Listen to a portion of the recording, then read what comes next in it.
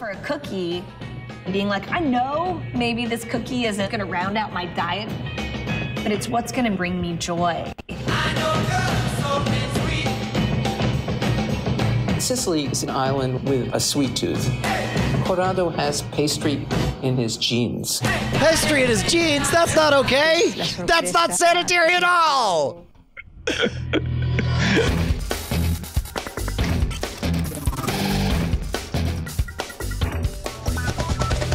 Welcome to Cordkillers. Our mission to report the intel from the front lines of the cord-cutting revolution so you can watch the stuff you love when you want, where you want, on whatever device you would choose. I'm Tom Merritt, and of course, the way I know that Brian Brushwood is the right co-host for me is his mind went to the same joke mine did. Yeah, that was on the fly as well, because that was picked out by our fantabulous producer extraordinaire, Mr. Bryce Neshcom Castillo. What was that? That was the trailer announcement for the new Netflix spinoff, Chef's Table Pastry. So Chef's Table was, man, I gotta tell you, this is outside my wheelhouse. Sure, Chef's Table was, I think, Emmy-nominated, Emmy Award-winning, a documentary about restaurateurs all around the world. Very beautiful. It was from one of the guys who did Jiro Dreams of Sushi. Oh, right on. And each episode was a different chef. Yeah, each one is a different chef, and it's all about their life and their outlook. And so this one's all about pastries and desserts. It's a little loose with the word pastry. Yeah, sure. If anyone's a chef, and I actually know that there's at least one chef in our audience, if you could explain, does pastry just generally refer to dessert in the culinary world? Because they're showing gelato and the song "I Want Candy," and it's maybe a little confusing, but that's more of a you know, I wouldn't be surprised if it was something like it was originally called like Chef's Table Sweets or whatever, and then they're like, sweets didn't tast or test as well as pastries. It didn't taste as well. Yeah, it didn't test as well as pastries. Also, that pastry's been in his jeans. Yeah. But I believe that's coming in April, so keep an eye out for that on Netflix. All right, let's get into the primary target. So Reuters just found some documents, fell off a truck, I guess, showing internal numbers from Amazon, including graphs and charts that they use to determine how valuable the shows they do on Amazon Prime Video are. It indicates that more than 5 million people joined Amazon Prime by early 2017 in order to watch TV shows. So they brought people into the free shipping and all the other stuff that they do in Amazon Prime because of their TV shows, to the tune of 5 million people. The internal documents also indicate Amazon's total U.S. audience for TV is about 26 million. That's about half of Netflix's Q1 2017 subscriber number, if you want to try to compare apples to apples. The Man in the High Castle had 8 million U.S. viewers by early 2017 and attracted 1.15 million new Prime subscribers worldwide. Now, they don't make it clear how they arrive at this number, but in the documents, Amazon estimates that the cost of Man in the High Castle and the number of people they can tell who came to Amazon to watch it means that each new subscriber cost $63 because of the Man in the High Castle. So which, it's $99 a year. That's a pretty good deal. I mean, it's that, well, especially it means it's a profitable deal, but it's probably profitable given that most people, once they get into the Prime ecosystem, they never get out. It's like a black hole. Who gives up Prime on purpose once you've swallowed that bitter pill? Which is good for the folks who made Good Girls Revolt, which ended up, according to their math, costing $1,560 per customer. Well, and the show which got canceled, by the way. I mean, yeah. This is basically a CPA model, right? This is, rather than pay out a cost per acquisition as a bonus to podcasters or for YouTubers or whatever, they just say, well, let's create our own content and let's figure out a way that we could trace which content is bringing in acquisitions to our $99 a year product, because those subscriptions, man, once you get in, you don't get out. Like, I remember, I don't know that these are exact numbers, so please don't think I'm giving inside knowledge, but I remember hearing in the early days of Netflix sponsoring a whole bunch of podcasts and television shows that they were paying $70 bounties for people who signed up to Netflix. So that's a CPA of $70, whereas so that's even more than what it was to spend all that money for the Man in the High Castle just to attract people into your ecosystem. And this is also relative to price. The Grand Tour was cost $78 million to produce that one. But it's also the #1 show on the planet as a result. Yeah. Yeah, and so they had a cost per acquisition even smaller than $63 because of that. A lot of people are looking at this story and they're talking about the 26 million number, or they're talking about the 1.15 million new Prime subscribers worldwide, et cetera, et cetera. I think the most interesting is that cost per acquisition, because a lot of people look at what Amazon's doing from the outside and they think, well, wait a minute, they're spending how much on the Grand Tour, how much on the Man in the High Castle, just to get people to pay for shipping? Like, that doesn't make sense. They spent millions and millions of dollars and it only cost me $99. This kind of numbers gives you a look behind the curtain as to why it makes sense for them to do it and why they'll cancel a show.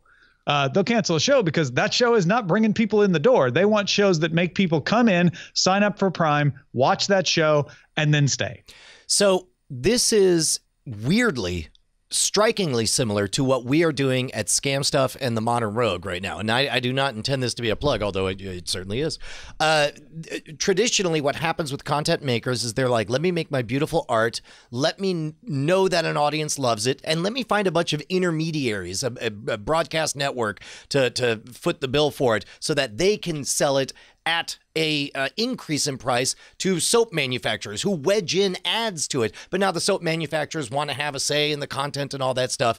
What we've been doing with the Modern Rogue is like, we want to attract people to our ecosystem. We want to talk about the cool stuff that we have for sale on the site. And then just like, if you like the stuff, buy some stuff. If you like the content, then buy some stuff and we'll make more content for you. So this is a case of them doing essentially the same thing on a macro scale. It's efficient because you don't go through so many intermediaries.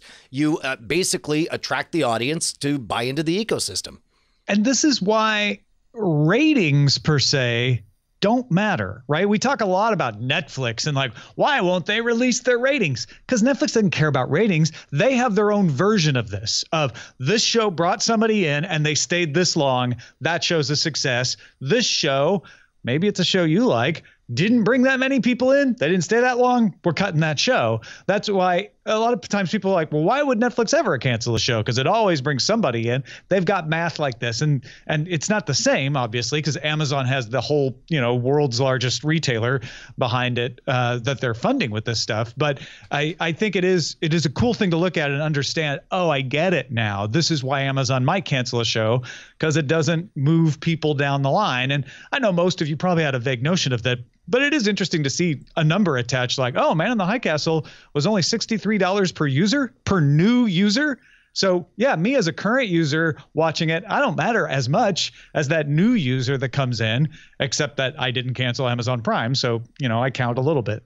Yeah, well, and there is something to be said for, you have different vectors. You have the popularity of the content. You have the artistic merit of the content, which leads to a depth of association to the content. So, for example, Man in the High Castle, well, that's a popular one. Let's take a lesser popular one. Let's picture one that costs around, with a CPA, cost for first stream of like a Mozart in the Jungle or a Bosch or whatever. So Mozart season 2 was $508 per user for first stream. Bosch season 2 was $790. Right. So in those cases, they may be worth doing just because maybe they know that artistically it's going to pay off in a later season, and that people will be more inclined to stick around in the ecosystem just to wait for the next season, because you're not going to cancel your Prime and then sign up again when the next season comes around. Yeah, Goliath, I think, is the best example of what you're talking about, because season 2s always have a higher cost because, well, people generally don't make it to season 2 right away, right? They come in and start watching season 1. So Goliath season 1 was just under $500 per, but like you say, keeps people around. That eventually pays off. 5 years. 5 years. Yeah. You're telling me, and 5 years just for the fee, but probably faster because they're like, oh, well, I've got free shipping. I will order these socks or whatever. Yeah, man. The only question left in my mind is, why would Reuters not even say where they got this information from? Because they are speaking with a lot of confidence in this article and give no indication. Oh, no. Reuters says we have internal documents. right? So they don't have to say how they got the internal documents. Okay. All they have to say is these are official Amazon internal documents. It's not a source. It's somebody gave us these and we verified they really did come from Amazon. And of course, Amazon's not talking. Where they found them. Is there any benefit to Amazon leaking this on purpose? Yeah, there might be. There's all kinds of reasons I could imagine why someone at Amazon might leak it. Maybe they're in a negotiation and this could help push it over the line, but they don't want to actually officially give it out because then everybody will want it. You know, like, I don't know. There could be all kinds of reasons. Yeah. Or it could just be, you know, a So disgruntled employee. Who knows? So what's funny is knowing that all of this content is being created essentially by a vertical mega corporation with think about it this way. All of this content is part of a corporate conspiracy to cause you to spend more money at their stuff, which on the one hand sounds ominous. It's also how all of television works for the past 60 years. There's a corporate conspiracy you may not be aware of. Those little short films that they show in between the main show are meant to make you buy things. Exactly. Those hilarious vignettes about cartoon characters wiping their butts. That's so they can sell more toilet paper. It's funny. I'll be watching a show that Eileen's not that interested in, and I'll get to the commercial break and I'll start to fast forward. And sometimes she'll be like, "Oh wait, I haven't seen this trailer." Like, she's not interested in the show at all. But there you go. However, you know, one way to even boil this down simpler is to cut out everything between us and you, and just say, "Hey, if you get value out of this show, just give some value back." That's a nutty idea, Tom. It'll never work. Give one example where that's ever worked for any artistic venture ever. Let's see, an artistic venture that wanted to last, I don't know, 4 years, just talking about cutting the cord. You got me. I can't. Well, we're out of time on that segment. Guys, if you want to support the show, head on over to patreon.com/Cordkillers. You're keeping us live. Wait a minute, Tom. Hold on. You guys are keeping us loud, live, and independent. You transformed our lives about 4 years ago, and we can't thank you enough. No, we can't. But you can thank us by supporting the show. Please. By become one of our bosses. Yeah, and I guess also we're also, you know what? We're like the best of Netflix and Amazon because we accept money directly like Netflix, but then we also sell you stuff like Amazon that we directly benefit from. We don't sell you stuff. What? You're says the person about to launch a book announcement later this episode. Cordkillers is Netflix. Modern Rogue Tom Merritt book writer are Amazon. There you go. Those guys. Sounds like a conspiracy. That's it. A conspiracy to conduct a business. They're Conspiracy crazy. to conduct business. All we want from you is your money. So please help us out at patreon.com/Cordkillers. Don't forget, too, the movie draft is coming up March 20th on Night Attack. nightattack.tv, 7 p.m. Pacific, 10 p.m. Eastern Time. We will be conducting the summer movie draft. Brian. Yeah, man. Breaking news. This just in. We now have our slate of 6 individual teams. You want to run them down for us, Bryce? Yeah, we're going to have, of course, Team Night Attack. That's Brian and Justin Robert Young. Team DTNS. That's going to be Tom Merritt and Sarah Lane. Team Tell It Anyway. This is Jenny Josephson and, and the other one. Matt Flanagan. Oh, Matt nailed it. That's right. Team Cordkillers, which is, of course, Christy Cates and Malongo AE. Team Amtrekker, which is going to be Brett the Roundsville Amtrekker. Brett the Amtrekker Roundsville. Yeah, there we go. No, I like that one too. And John Teasdale. And, of course, late breaking news. It says here Team 6, but I like the idea of calling it Scotch Team 6 for one C. Robert Cargill and a co-captain to be named by tomorrow. Later. Yeah, that's right. Scotch Team 6. So that's going to be happening on Night Attack during our normal Night Attack episode, or in place of a normal Night Attack episode tomorrow, Thursday, if you're watching this live, or check it out on the Night Attack feed, nightattack.tv, to get that RSS information. Excellent. All right, let's talk about how to watch. Hey, so it's been a while since I was able to just get a new piece of hardware and put it through its paces. And this Friday, I got the Channel Master Stream Plus. This is Channel Master, the maker of the subscription-free DVR, the maker of a nice antenna, giving you an Android TV. So it includes the TV tuner, that they would like you to hook up to a Channel Master antenna, but you can hook it up to any antenna. But it's also got Android TV, so you can get apps like HBO Now, PlayStation View, Sling TV, etc. So I set it up. If you want to use it as a DVR, you can. It's just using the default Android Live TV app, which supports DVR recording. You'll have to put an SD card in, though. And when I first set it up, the only SD card I had around was 4 gigabytes, which meant I could record 32 minutes of material. I did get I finally went out and got a 128 gig one. That gives me a few hours. So that works fine. I've tried it out, worked great. The DVR is a little clunky to use. It's not hard to pick something out of the guide and choose to record it, or even choose to record an entire series that way. It's a little harder to search. Search was funky for me. It didn't always work. And I could not, for the life of me, figure out how to record a show that was currently airing. Like, there's no record button on the remote. So you could tune to a currently airing show, not meaning that it's still on the air in the general sense, but the specific sense. Like right now you're watching it, there was no easy press record button. Yeah, so if I go into the guide interface, which by the way, it's free, like I don't have to pay like on TiVo, that's great and it works really well.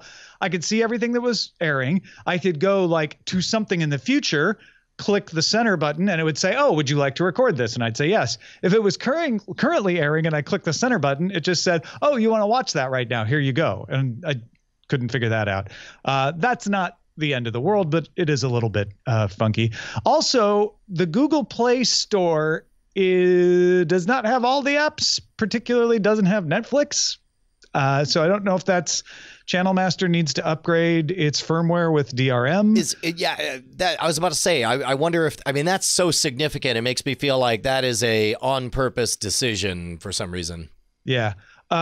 But other than those two little niggler, well, Netflix is kind of a big deal for some people. They need to get that. But other than those two things, for the most part, I found it very, very appealing, very easy to use, super easy setup.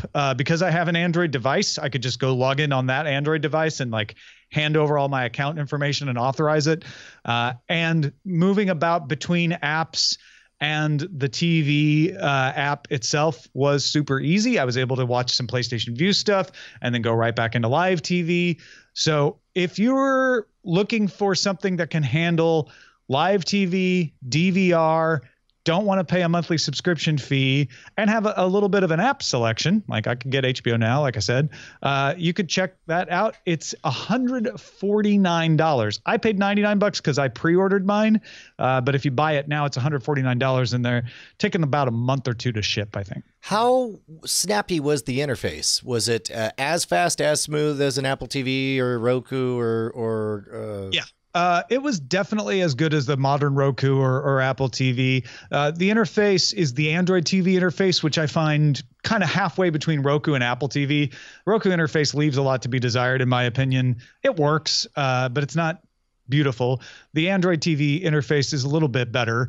It can be unmanageable if you have a ton of apps, but then so can the Apple TV with the way it goes in a columnar situation. What I love about Android TV is it would keep video playing when I went back to the home screen to choose other apps. So I didn't lose, like if I was watching sports or something like that, just to investigate, I didn't have to leave the video.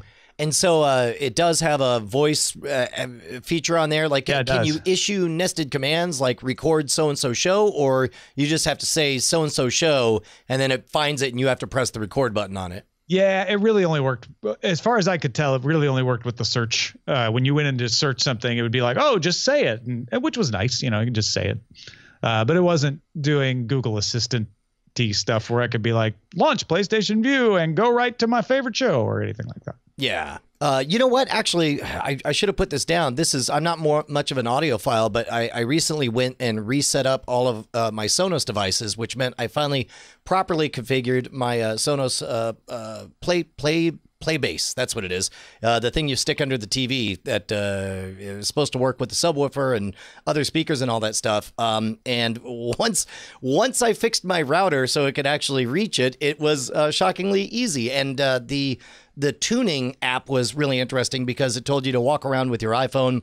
It said, number one, take your case off your iPhone. Number two, flip your iPhone upside down. Three, look at this video. You see how this lady is doing this weird dance, moving the iPhone up and down all around and stuff? Yeah. You have to do that for a minute. While late, and what's funny is I did this after the kids went to bed, so it just starts going like pew pew pew pew choo choo, and then and so my 5-year-old is like, Dad, what are those lasers? And I'm just like, shut up, kid. Now I got to start it all over because I'm calibrating the Sonos. Quiet. Exactly. But I'll report on how much I noticed that tuning because we have a really echoey living room, and I'm hoping that tuning will make that a little bit better.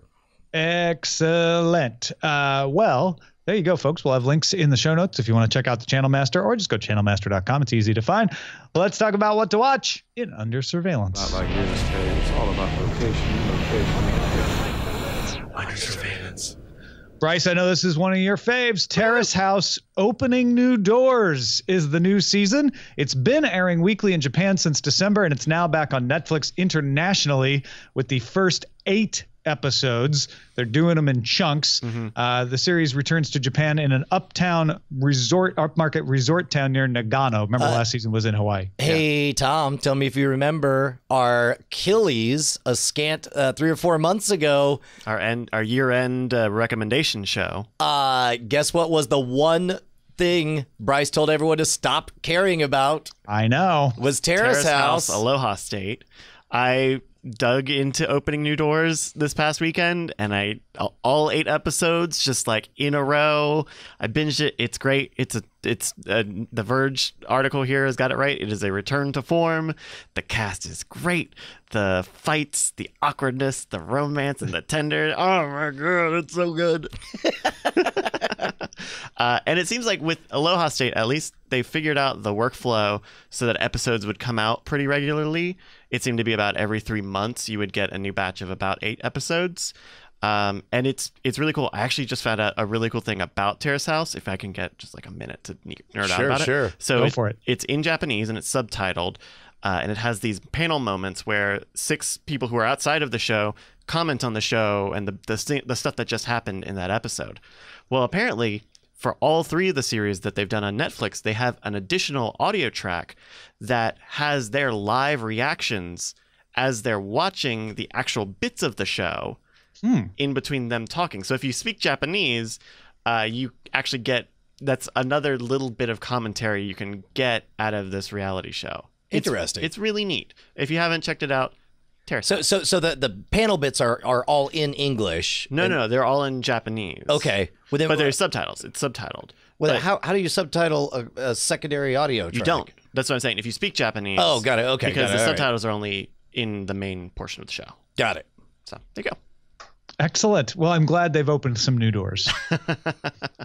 Avengers Infinity War is coming out April 27th, and the last of the big trailers is out. Can you name all the stars in No, it? Tom, I cannot because I in have it. not seen this one, nor have I seen the previous trailer, nor will I on purpose watch any of the trailers. Oh, right. You're being one of those people. Well, no. One of those people makes a big deal about it. I'm just somebody who has not decided to seek it out. I will not. I mean, I don't know. If I the will not shoe close fits. my eyes if I'm at the movie theater and it comes on. I'm just not going to seek it out. We can report that Brian's eyes are still open. Yes, correct. How are you feeling about it, though? Granted, you are shirking your duties as a Cordkillers host and not watching the trailers for your own personal gain. But I don't want to make a big deal out of it. I mean, it sounds like he's going to put on that glove, man. You got all them rocks. He's going to put it on the glove. He's going to look like Michael Jackson. It's going to be amazing. Let me tell you, Brian, I won't spoil anything. I won't give you the trailer. It definitely has me excited. That's all I'll say. Yeah, my one worry about it is because the one thing I've heard that's a big deal is how many different characters there are. It's possible that is there such a thing as too many characters in one show, Tom? Well, I want to approach this rationally and say you can have too many characters and handle them badly. You can have too many characters and handle them well. Lord of the Rings had a crap load of characters. That's true. They handled it well. Other shows can have fewer characters than that and not handle it well. So Yeah, it's a higher difficulty level to have this many characters. Oh, I like that. It's a difficulty multiplier. That means Yeah. if they stick the landing, they'll get all the more points for the gold medal. Yeah, exactly. So keep your eye on that East German judge and say, there is no East Germany anymore, ma'am. Please And go home. it turns out she goes, aha, I am a counterpart. And then, All right. Hulu has reportedly outbid the competition for a new limited series produced by Reese Witherspoon's Hello Sunshine outfit.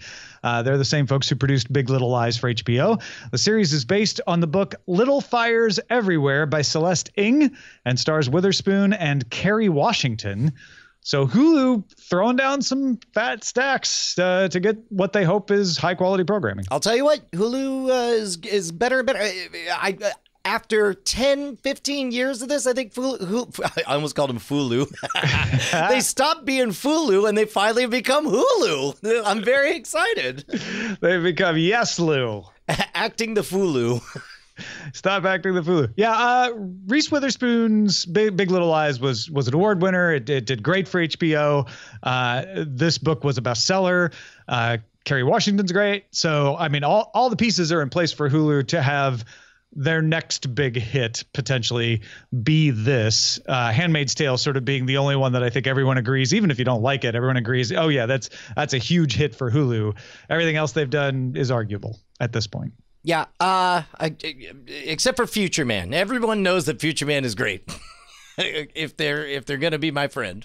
I mean, if you don't want to be Brian's friend, you could say it's arguable. But personally, I'm Brian's friend. So let's talk about how MarketWatch says Netflix is developing a news magazine program along the lines of 60 Minutes in 2020.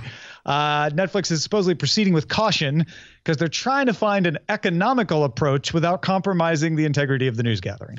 Now, what does that mean? That means 60 Minutes is freaking expensive. Right. And CBS basically does it as a loss leader because it grabs headlines sometimes and drives people to watch CBS. I wonder if there's does 60 Minutes or 2020 have a reputation as being overtly left-leaning or right-leaning or any of that stuff in a world where the news itself has become so politicized? 2009 Tom says 60 Minutes is considered fairly objective.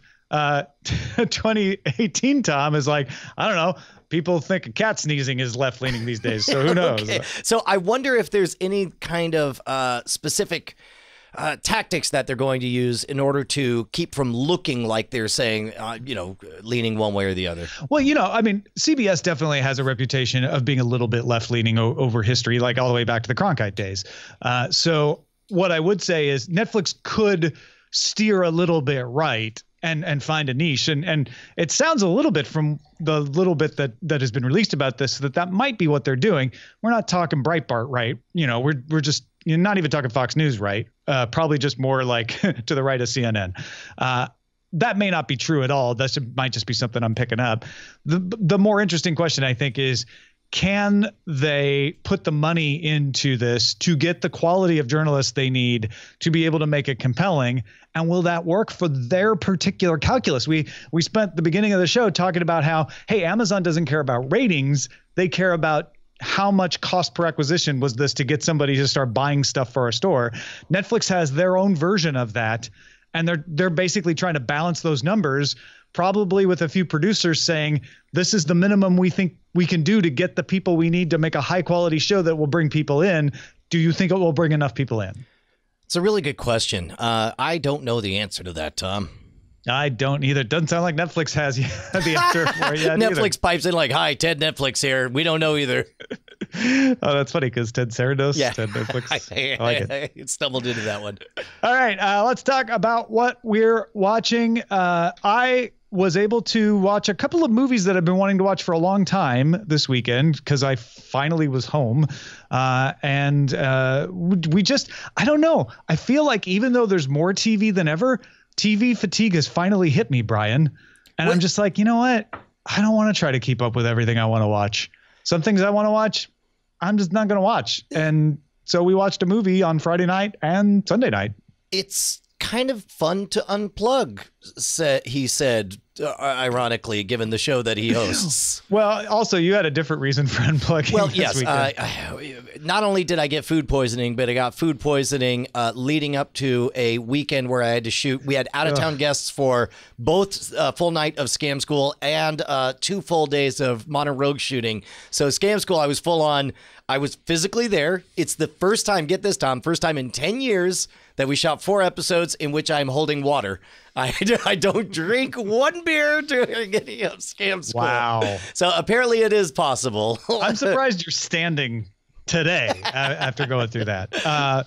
Well, thankfully, I was not in that situation. We watched Sicario. My wife wanted to watch it because there is another movie coming out in that universe. It's not by Villeneuve, but it will star Benicio del Toro and Thanos.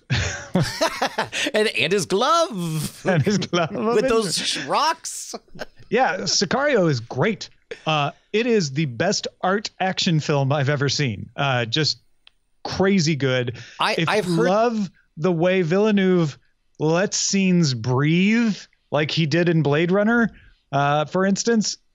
Imagine that in a drug fighting story cross-border with Mexico. You know what? That is one of the only criticisms I've heard about Blade Runner 2049. Is that what it is? Well, I forget what year. 2049 is that people are like, it's too long, but I love the world so much. I just enjoyed soaking it all in. I don't know that I'm going to love the world of drug smuggling so much that I want to soak it all in, but it sounds like you did. Well, because I think the difference is in Blade Runner, the scene breathing was showing you the world. He doesn't need to show you. He doesn't spend as long like showing you El Paso or Juarez. We're going to use this time to just show the consternation on, in this case, it's Emily Blunt's character. And really, to me, it worked. I never felt bored. I felt enthralled in a way that some movies that treat this subject are like, let's just move to the action, and I feel lost. Like, this felt like it was a very good balance of that. What was the other Denis Villeneuve movie that he made his name with? It was Sicario. Oh, Arrival.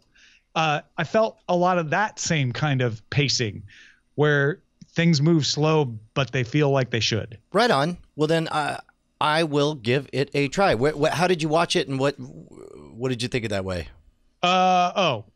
We watched it on Fandango now because my wife works there. So that's not a terribly interesting answer. I apologize. Call Me By Your Name. Well, wait a minute. Did we watch that? No, actually, we watched Call Me By Your Name on Fandango now. We watched Sicario on Amazon Prime Video. Oh, right on. Yeah. Call Me By Your Name was the other one we watched last night. This is a really good movie that I wish I liked more, maybe. It's you know what's funny is I've not seen the movie. All I've heard is what you just did is a synthesis of all the reactions I've heard about this movie. I was never bored. Yeah. I never rolled my eyes. I had several moments where I'm like, oh, that's a beautiful scene. That is an excellent stretch of dialogue. What a wonderful way to treat that subject in 1983 in Italy. At the end, though, I didn't rave. I didn't jump up out of my seat. I don't know. Maybe it's a fault in me. It's also a very indulgent movie, and I think that makes it weird to luxuriate in. You know, it's like a step beyond a guilty pleasure. There's something salacious about it, whether it's the age subject where the younger boy is maybe not necessarily supposed to be 18 to 17. He is 17. He is yes. To a very depicted moment with a piece of fruit. Yeah. It's indulgent in those ways, and it was never graphic though. No. If people are worried about that, it's all, but it's mostly done by suggestion. It's it's not a porn film or anything like that. Right. But Armie Hammer also looks much older than I think he's supposed to. Right. I think he's supposed to be 20. Yeah. I think they're only 29? supposed to be a few years between the two characters. And I don't know. But it doesn't read that way. He looks like he could be 20 or 50. I don't know. It's J.K. Simmons. You're like, what is going on? Yeah. But all that said, I'd recommend people watching it if the premise sounds good at all, which the premise is a visiting American archaeologist studying under a professor from Italy comes and spends 6 weeks in the summer at the professor's house and sort of has a dalliance with the professor's 17-year-old son. Yeah, it's a good romantic movie. Yeah, it is. It's a good bit of drama. For sure. All right. Let's see what we're on the lookout for. Hey, we got a letter from Cliff. He writes, "Hey, Tom, Brian, and Bryce. I've been watching The Tunnel, which is on its second season on PBS. It's actually a remake of a Swedish show of the same name. It's about a homicide investigation that happens exactly halfway through the Channel Tunnel, aka the Channel, between Great Britain and France. The dead body is discovered when in a maintenance tunnel straddling the border, and when they go to move the deceased, they discover the body has been sawed in half, so that half the body is in Great Britain and half is in France. The two countries' police departments decide to jointly investigate the crime. It's a very compelling mystery and has several memorable characters. The lead female French detective has a mild form of autism where the main symptom is that she has no social skills. So that seems like an interesting extra character trait. The show is very similar to the show The Bridge, which you may have seen on FX a few years ago. This show and that were both based on the same previously mentioned Swedish show. The first two seasons are now streaming on Amazon Prime Video. It is well worth checking out if you like a good mystery and or police procedural. Thank you, Cliff. I loved Utopia season 1, but apparently not enough to watch Utopia season 2. Well, they made it hard to get, to be fair. Yeah. Correct. But that's actually a ringing endorsement. And just between us girls, how about that scene bearing a strong resemblance to something that we all just watched this week? I was just curious if Justin Marks has ever seen The Tunnel. Well, I'll say I have this weird thing with this kind of logistics around a show where it's generally often Swedish, but maybe just a Scandinavian show that gets remade, and it's a great, interesting premise. I end up having paralysis where I'm like, but I want to watch the original first before I start the English version, and then I never watch either one of them. I don't know if that's your fault or the Swedes' fault. Can we blame All Swedes? my fault. Okay. You know what else is all your fault? Pilot X. All your fault. Pilot X is, well, I mean, I didn't write the cover. I didn't voice the audiobook. I didn't edit it. I didn't publish it. Yeah, but it's mostly my fault. But you know what? There's a proximate cause at the very beginning, and it all leads back to you. Listen, I am very glad that Pilot X was funded on Inkshares, and I was able to take advantage of all those other people to make it happen. So I would like to commit that crime again. Please. You hear that? Unrepentant, this one. Basically, if you liked Pilot X, you could still buy it. It's still available. In fact, I still get orders for it, which is great. I've got a sequel in the works called Trigger, which picks up Pilot X's story shortly after the last thing that he does in his subjective timeline in the book Pilot X. And I'm funding it now on Inkshares. So here's what I need. 750 pre-orders. If one of you would like to make 706 pre-orders right now, we're done. But if 706 of you each order one, that works too. I've got 90 days to do it. If we could get triggered to 750 pre-orders, then Inkshares will do all their magic to make the audiobook, which Audible is already like, yeah, bring it. We loved Pilot X. We'd like more from that. And so there will be an audiobook. It'll be in bookstores. It'll have the whole treatment, great cover, all of that. I just need to get the pre-orders from people who really loved Pilot X. So if you loved Pilot X, or if you think you would love Pilot X and you want more, please back Trigger at inkshares.com. That's TRIGOR. If you're Brian Brushwood, who is only interested in making sure that another high-quality audiobook gets made, should I do the e-reader, the reader, or the super reader option? No, I just need units. So e-reader's fine. Oh, great. All right, here, I'm booking it right now, so you're going to have to talk while I'm doing this. Yeah, I'm actually curious, Brian, since you actually read Pilot X, if there was anything you remembered from that story that you were like, oh, I wonder about that? Is that going to still be around? What is he going to do with that? If there's anything like that. Yeah, well, yes, certainly. Like the very last scene leaves it open to, without spoiling anything, there's an interesting new place to explore. And I want to know about the relations. I read the tagline, and I think I know what you're hinting at. There's really two characters by the end of Pilot X, and they've been through a lot together. One of them is, I guess, human or whatever race Pilot X is. London, yeah. The other is an artificial construct allowed to become interesting in ways that most of them don't. And if this is concerning their future relationship, then I'm very much interested to see where it goes. Well, it's definitely going to start with a very depressed, guilt-ridden Lendon and his time ship trying to jolt him out of it. Well, this is great. I believe I just pre-ordered it, and excellent. There it is. It's easy. And by the way, it doesn't even charge you. It just says it's gonna charge you. Yeah. Well, yeah. So that's just easy. Make sure as long as you have an account set up, you're all good. So please check it out. Inkshares.com/books/TRIGOR. Let's move on to the front lines. Front lines. MoviePass CEO Mitch Lowe finally walked back the comments he made last week about tracking you while you drive home with the MoviePass app. He said in an interview with Variety, "I said something completely inaccurate as far as what we are doing. We only locate customers when they use the app." Lowe also posted an apology to MoviePass customers on the company's website and updated the privacy FAQ.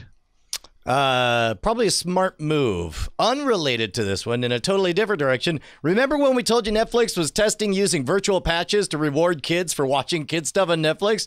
Netflix now says, we've concluded the test for patches and decided not to move forward with the feature for kids. So in other words, we're renaming Cordkillers to This Week in Whoops.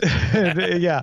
Basically, two stories that caused a lot of reaction among our audience have now been overruled. I have a feeling what Mitch Lowe did was waited until he's like, and you all can assure me that we are not tracking people. Like, let's update the iOS app, be sure. Okay. And then boom. And Netflix was like, oh, yeah, no, people think this is a horrible idea. Let's not do it. Okay, great. Thanks. Fandango Now, the store that used to be called MGO, has joined Movies Anywhere, becoming the second service after Vudu that was in Ultraviolet that is now in Movies Anywhere, which used to be Disney Movies Anywhere. So pretty much all the major stores are in there now. We're just waiting on Paramount and Lionsgate, the two big studios, to join up. And pretty much every movie you buy will be available across all your apps. What a long journey it's been to get here. Like from the original promise of Ultraviolet that we reported, nearly a decade ago at the very beginning? That's crazy. Yeah. Isn't that crazy? Disney's created a new division for streaming video, which will be headed by Kevin Mayer, the company's chief strategy officer. The division will oversee ESPN Plus and the family-oriented streaming service coming from Disney in 2019. Media networks and the movie studios will remain separate units. I can't tell if I think this is a good or a bad idea. I often think it's bad when companies kind of cordon off their digital effort into a separate arena. I feel like they should just be approaching these as if they are extensions of their existing brands. I disagree. I love it because they generally fail when they do that. That's why I don't like it. Well, some part of them fail, but that's the way it should be. For example, Sony, if Sony back in the 90s, late 90s, early 2000s, if they had a unified strategy, then Sony Digital wouldn't be releasing things as they wouldn't be making MP3 players while they were also trying to DRM MP3 sharing. And so I like the fact now you could say those are okay. Go ahead. Well, okay. What I like about it is you get more interesting artifacts when one wing can act independent of another, and you don't have to be beholden. Because the reverse of that, and again, here's another late 90s example for you. A friend of mine was working for Warner Brothers when they got bought by AOL, and as part of a unified strategy, everyone had to give up Outlook and start using AOL Mail. Like, that's, I like the idea of fragmentation. I like the idea of balkanization within a company, as long as you're all working, for profitability, and each. It seems to me like what you want is a bunch of sub-empires, each one trying to make the very best thing that they can, independent from each other. And when it makes sense for the two of them to work together under the same umbrella, you should, but I don't think you should force it just because you all have the Disney label over it. No, I agree with everything you said. Sony Music being separate from Sony Electronics is a good example of when you should divide them. What I'm thinking of is ESPN Plus should be in a separate building from ESPN. I don't think that works. And Fox did this in the late 1990s. NBC did this in the late 1990s. Freaking Tech TV did this and tried to separate its website from its television network, even though it wasn't even that big. That is too much separation. I look at this and I say, oh, Disney, the streaming app, ESPN Plus, the streaming app, are just another channel. You wouldn't take ESPN2 or ESPN News and say, we're separating it into an entirely different division. That doesn't make sense because there's too much synergy with regular ESPN.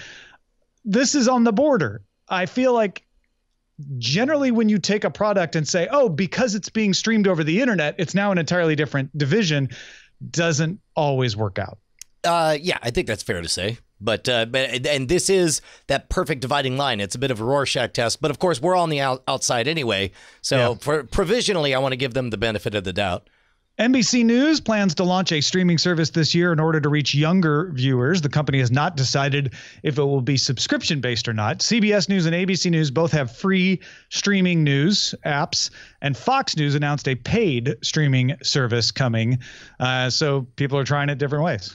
NBC might be in a particularly good position to do that because the fact that given all the news apps that have no, I'm gonna walk that back.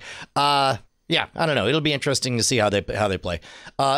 Man, I'll see if I can pronounce this right. Ava DuVernay, Selma: Wrinkle in Time, will direct the film adaptation of DC's New Gods series. The series follows an eternal war between twin planets, the New Genesis, ruled by the Highfather, and Apocalypse, ruled by Dark Side. Wow, you are a Marvel guy. That's yep. Superman, Bateman, the Floosh, Wonder Woman. What? Yeah. So Ava DuVernay gonna do a DC because DC's like, Patty Jenkins did our only really popular superhero movie. Let's try Ava DuVernay. See if that works too. So that will be interesting. All right, let's get to the dispatches from the front. Man, lots of good one this week, Tom. As a matter of fact, every single one made it into the doc. I don't know that we have time for all of them, but they're great. Evan, the cord agnostic, wrote about why he is using DirecTV. Basically, he got free unlimited cell phone, free or not free, but he got Uverse internet as the fastest option with no cap, and HBO for life. And less than a week after he got an email offering to downgrade his package and save $12 a month, he called up and said, okay, I want to do that. And now he's paying even less because he got rid of ESPN. Yeah, dude, we got a similar offer or similar thing from Amar saying, hey, Killers, I've been, oh, no, wait. Well, here. It's a little further down. We'll do this one. Okay. Yeah. From Amar, he says, hey, Killers, been comparing the TV quality of our upstairs 40-inch or so Insignia Roku TV and our 55-inch Sharp Stupid Smart TV. I hope that's not the actual. I don't think marketed that's the name. actual brand name. No. Which we have hooked up to a Roku Express Plus. Turns out the Roku TV's quality is really good. Sometimes I can't tell the difference between Sling TV and over the air if it's streaming at the highest quality. It's a different story with the 55-inch, however. I blame the Express Plus because I've noticed that even with apps like Amazon Prime Video, when compared with our PS3, which is also connected to the 55-inch, the PS3 seems to have the better quality. Love your show. Keep up the good work. Thank you very much, Amar. Yeah, man, there's so many things that can affect that are outside of the device, but it could also be the device. Whatever works for you, man. That's what's good. Colin from lovely Cleveland said, hey, Tom asked about what Spectrum might be doing in regards to streaming. I'm a Spectrum internet customer, and I got a mailer in my mailbox for a $22 a month streaming service that lets you pick 10 channels from a list of 50. Looks really compelling on the surface, but the fine print's worrying. It mentions credits on your monthly bill, as well as taxes, fees, and surcharges. And knowing Spectrum, I doubt this will be as easy to change or cancel as something like Sling TV. So his question is this a bold new entry to streaming or another boring Me Too service? I think your instincts were 100% right. You should be wary of the word Spectrum. Yeah, basically it sounds like they're test marketing. This is very similar to what Time Warner Cable was doing, which is now Spectrum, previously, where they would test market these skinny bundles and give you selections. If they keep it test market, if they keep it a small enough offering, then they don't have to worry about upsetting their channel carriage agreement. Whether they can actually turn this into a broad service or not is interesting. The fact that it's $22 a month, not $19.95, tells me this is a test. Yeah. Mike Bose, who's been watching us since the frame rate days, says he was giving some thought to the many iterations of Amazon's video service, and he realized that nobody's done a proper write-up of its many brand changes. So he wrote an article, The Forgotten History of Amazon Video, posted on Medium and his personal site, maddogmovies.com. Thought we might enjoy it. This is fantastic, man. Yeah, I forgot that Amazon Unbox was the original video service from Amazon, where everything had to be downloaded using an Amazon downloader. Oh, that's right. You had to install it on your desktop. Yeah. Oh, man, that was wild. And so it is now Prime Video. Whenever I say Amazon Prime Video, I'm overdoing it. It's just Prime Video. This is a really good article. Well done, Mike. And then Stephen wrote in to point out that I said Fox was targeting reducing their ad load by 2 minutes an hour by 2020 last week. The story, which we had in our show notes, says that Fox will reduce their ad load to 2 minutes an hour by 2020. So thanks for catching that, Steve. That's a much bigger jump than just taking it down a couple minutes. You're basically taking it down 15 minutes or more. But that's to a level where at that point you're fundamentally altering the content, because a half hour of television, at least on, we'll say cable reality television, is a half hour is 21 minutes of content. I mean, they could extend it.